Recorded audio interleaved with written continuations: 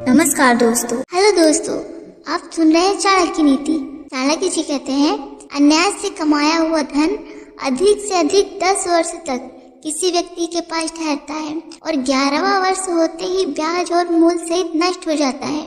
जिसका हृदय परिमात्र पर दया से पिघल जाता है, उसे ज्ञान और मोक्ष प्राप्त करने तथा जटा धारण और शरीर पर भस्म लगाने की क्या आवश्यकता है। चाणक्य जी कहते हैं, जो गुरु अपने शिष्य को एक अक्षर ओम अर्थात परमेश्वर का ठीक से ज्ञान करवा देता है, उस गुरु के ऋण से शिष्य मुक्त नहीं हो पाते हैं।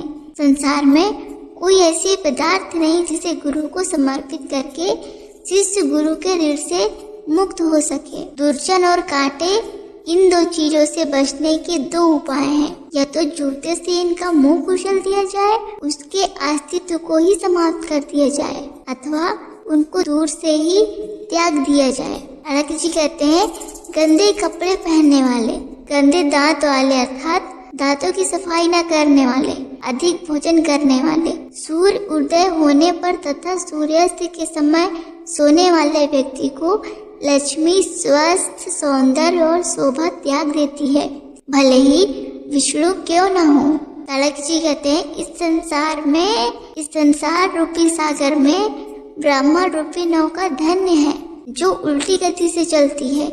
यह उल्टी गति क्या है? जो इस नाव के नीचे रहते हैं वे सब भवसागर से पार उतर जाते हैं और नाव के ऊपर चढ़ते हैं, उनका पतन हो जाता है। चाणक्य जी का कहना है, दूसरों के घर में जाने से व्यक्ति का सम्मान घटता है, वह छोटा होता है। जैसे चंद्रमा को अमृत का भंडार कहा जाता है। यह गुणकारी औषधियों का स्वामी भी है।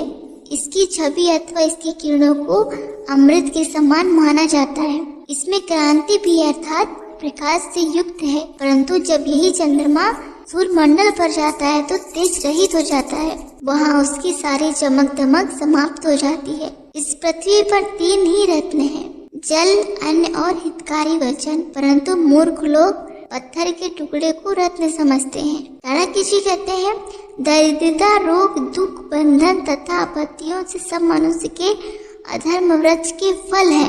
संसार में वही जीवित रहता है जिसमें गुण और धर्म जीवित रहता है। गुणों और धर्म से रहित मनुष्य का जीवन व्यर्थ है। अगर ये वीडियो आपको पसंद आई हो तो प्लीज़ एक लाइक और एक सब्सक्राइब जरूर करिएगा। धन्यवाद।